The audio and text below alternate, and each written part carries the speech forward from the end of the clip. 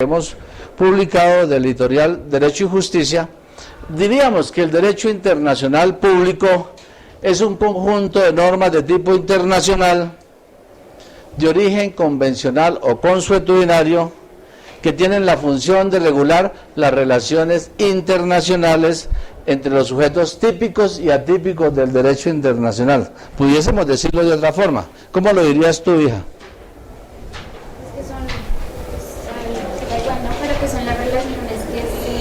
¿El derecho internacional público son las relaciones o ellas regulan las relaciones? Regula las relaciones internacionales entre los Sí. Podríamos decir que el derecho internacional público son normas internacionales de regulación de las relaciones internacionales entre los estados, las organizaciones internacionales y los demás sujetos del derecho internacional público, pudiéramos decirlo así. ¿Qué es lo más importante que debemos analizar allí? Es cuáles son las fuentes de este derecho internacional público y cuáles son los principios que le rigen. Y en la definición que les estoy tratando de transmitir, decimos que el derecho internacional público, siendo de derecho internacional, se mueve bajo una concepción dualista del derecho. ¿Qué sería eso? Tu hijo. Yo digo, el derecho internacional público se mueve bajo una concepción dualista del derecho. ¿Cómo sería el caballero? Que las relaciones en el derecho internacional público están ligadas tanto en el derecho interno como en el derecho internacional, o sea que se complementan entre ellas mismas. O sea que partiríamos por decir lo siguiente, de manera básica, que existirían dos derechos, ¿cierto? Debajo de una concepción dualista del derecho.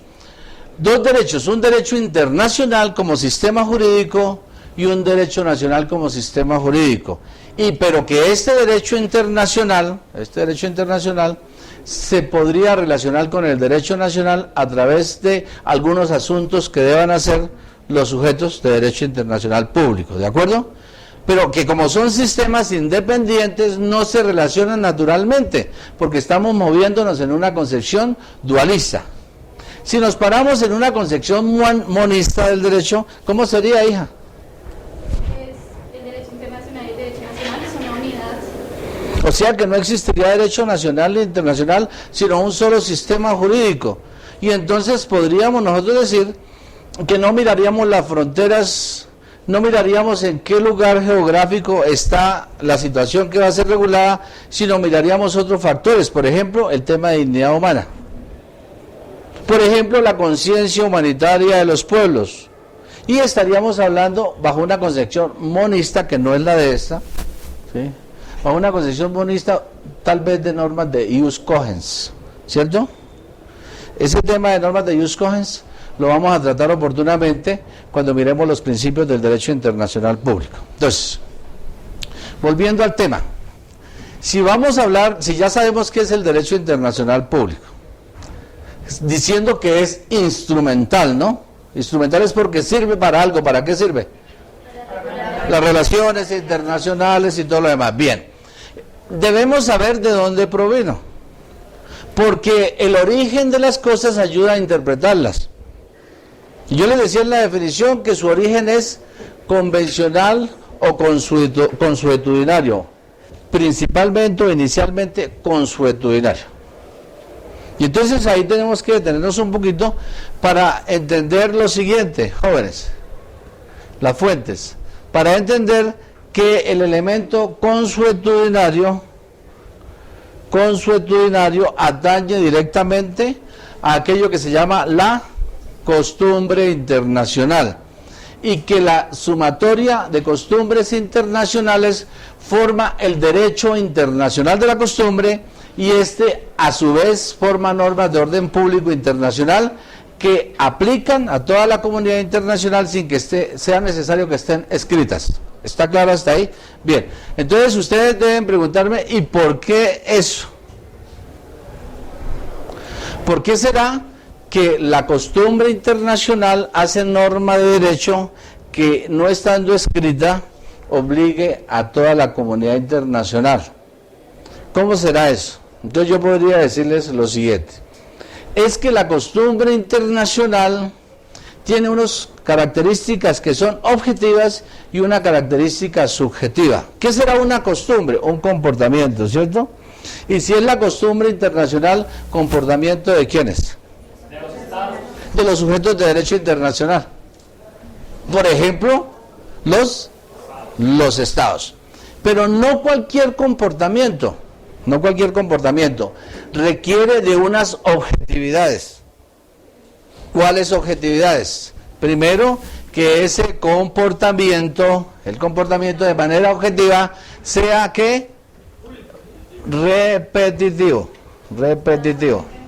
Segundo, que sea uniforme, que sea vigente, que sea ¿qué más? Público, ¿cierto? Y inveterado. Señor. Bueno, lo planteamos nosotros en nuestros textos, que inveterado implica que venga practicándose por cierta cantidad de tiempo hacia atrás, que lo haga válido, ¿sí? Similar a vitalicio. No necesariamente. Dependiendo de las circunstancias, no que lo ocurrió ayer o antier, sino que venga practicándose de manera inveterada, es decir, tiempo atrás y sin solución de continuidad. Cuando yo digo sin solución de continuidad, es que no deje de practicarse, pero que se extienda hacia atrás en el tiempo. Bien, creo que no hay que explicar que sea repetitivo, ¿cierto? Nosotros conocemos el concepto de repetitivo. ¿Cómo lo veríamos, hija? ¿Qué será lo repetitivo? Se repite, ¿cierto? Es claro el concepto. Se repite, es decir, que frecuentemente se está practicando.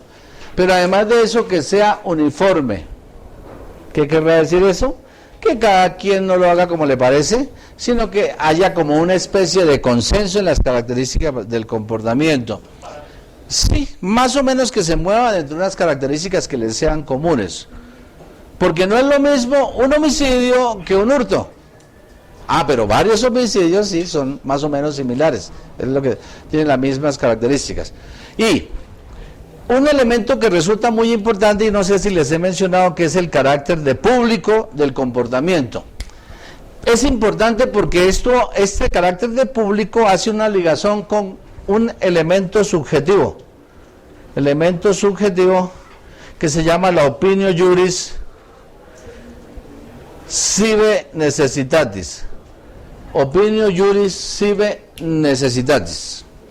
Entonces, si el comportamiento se desarrolla por los sujetos de derecho internacional público en escenarios públicos y es susceptible de ser observado, puede agregarse el elemento subjetivo que se llama la opinio juris.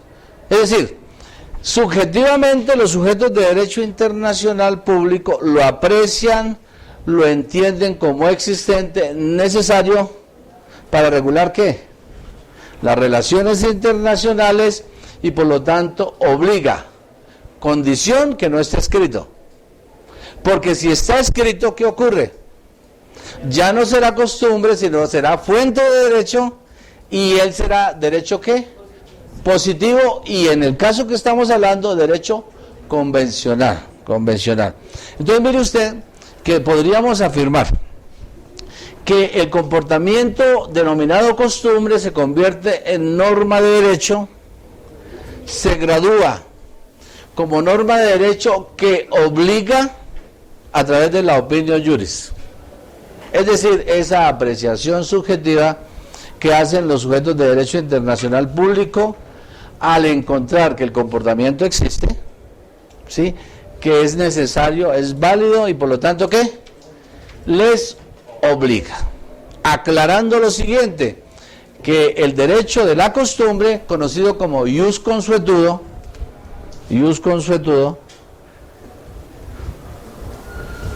no puede contradecir el derecho convencional. Solo sirve para suplir las deficiencias del derecho convencional en la medida que no exista o no sea claro. Eso deben tenerlo ustedes allí definido. Preguntas hasta ahí. ¿Qué piensa, hija? ¿Está pensando en la opinión juris? En la opinión juris sive necessitatis. La otra fuente que nosotros mencionamos acá fue la fuente convencional. Y para referirnos a esa fuente en la época moderna, tendríamos que referirnos al derecho de los tratados. Y seguramente deberíamos referirnos a las convenciones de Viena del 69 y del 86, para poder decir que la fuente convencional se trata de un acuerdo entre sujetos de derecho internacional público de carácter escrito para regular las relaciones internacionales. ¿Sí? La fuente convencional no es nada más que ese acuerdo que se plasma en un escrito que normalmente se llama tratado, hay de diferentes naturalezas tratados, pero que sirve para regular las relaciones internacionales, y que esa fuente convencional en muchas oportunidades es nutrida ¿por quién? Por la costumbre internacional. Y en ese momento la costumbre internacional deja de ser norma de derecho y se convierte ¿en qué? En fuente de derecho. Norma de derecho, vuelvo y les repito, cuando la norma de la costumbre que se le ha visto con opinio juris, los estados la acogen y la llevan a un tratado escrito, parece redundante, en ese momento deja de ser norma de la costumbre y se convierte en fuente de derecho